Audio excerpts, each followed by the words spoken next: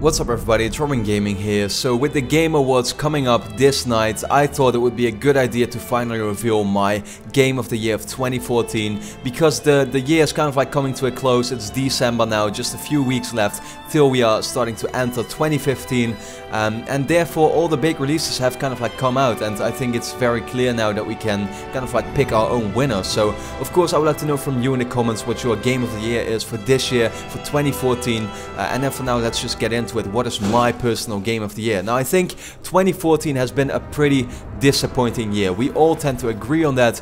It's not that we haven't had that many great games, it's just that the kind of like caliber of these games, the real epic, huge games of a year haven't come out in 2014. That's kind of like the sad thing about it, I think. But at the same time, I've still played a lot of these gems, these games where I just didn't expect them to be so good, and then I was so pleasantly surprised that I ended up enjoying these games really quite a lot. And therefore, before I get into my real Game of the Year, I quickly want to give two shoutouts, two games that honestly I think you just should play. So the first one is going to be a game that honestly I was going to give Game of the Year to. The only reason why I couldn't do that is because the game already officially came out in 2013 on other platforms, and it only came to PS4 in the beginning of this year. And then the moment I got it, I was so surprised. I love this game so much, and I think it's probably the most underappreciated game on the PS4 right now. It's one that you definitely need to pick up. It is Rayman Legends. I thought that game was just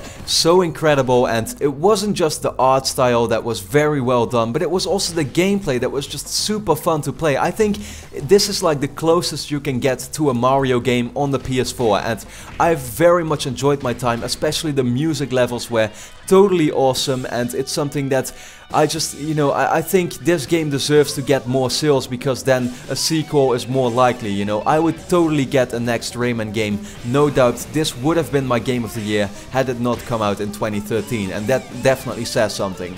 So the second game I want to give a quick shout out to is Age Inquisition, and that is because I have only put around 10 hours into it, but I can totally see where it is going. It's not the game that sucked me in the most this year, because then I probably would have already played it for like 20 or 30 hours right now, but the world is huge. I already had been a big fan of Dragon Age. I think this is the sequel that game deserved, and it would probably end up being my number 2 pick for Game of the Year this year.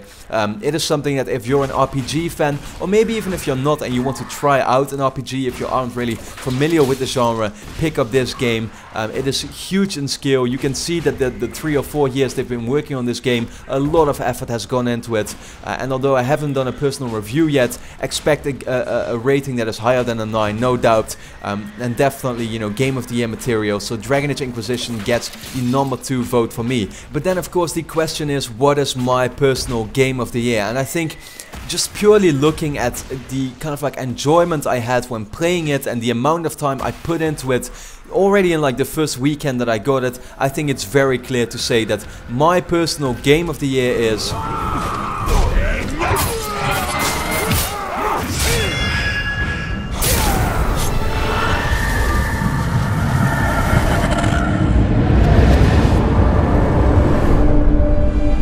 So I had definitely not seen this coming. Even as a Lord of the Rings fan, Shadow of Mordor had totally not been on my radar, and I would have never expected this to be my Game of the Year of 2014, to be the best game I have played this year.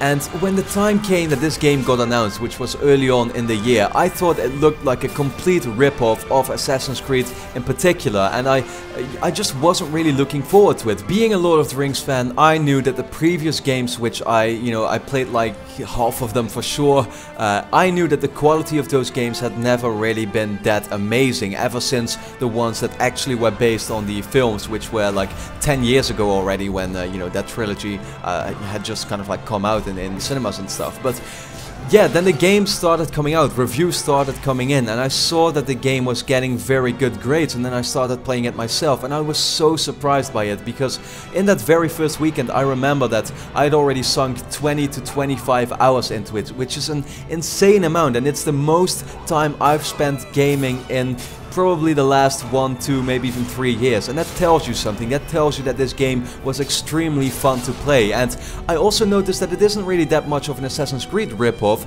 rather it takes a lot of the great elements of it, but especially of the Batman series, because the combat is pretty much 80% of what this game is really about.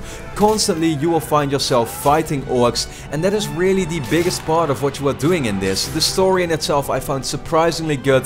The open world areas, which were actually 2 areas. The first one takes place in Mordor, a very dark one, and the second one in a much more lighter, a green, a lush environment outside of Mordor, were very cool. And in the end it wasn't so much for the story that was that great, it was more for the gameplay. I played this game purely because I found it so much fun to play, and even after beating it, after getting the platinum trophy within a week, I found myself still walking around, or running around I should rather say, in that world to slaughter some orcs. And I think that the final thing I want to say about it is that I think the kind of like kill animations are so brutal that it's literally insane, you know, when you just, it feels so satisfying to play this game. And I said that in my review, that it's a little bit harsh, a little bit of a sad thing to say that I enjoy killing people in this game, or killing orcs, killing you know, beasts pretty much.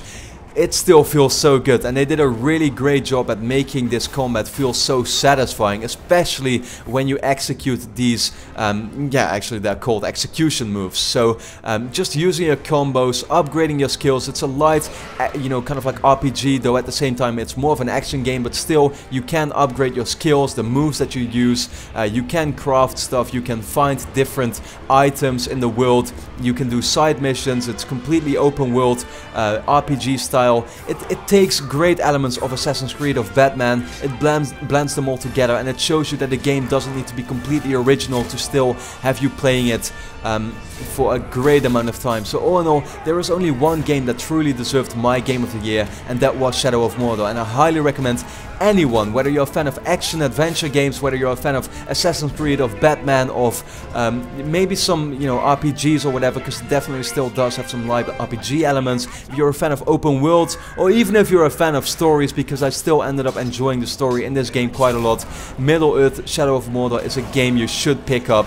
In the end, this is my game of the year. I think it was an amazing game, and that is really all I can say about it. So with that being said, I would like to know your game of the year. What was the best game you have played all around this year, and why exactly? Let me know that in the comments. And for now, I hope you enjoyed watching this video, and hope you agreed with my pick, or can at least understand it. And then for now, I'd like to thank you a lot for watching, and hope to see you again next time. You will obey!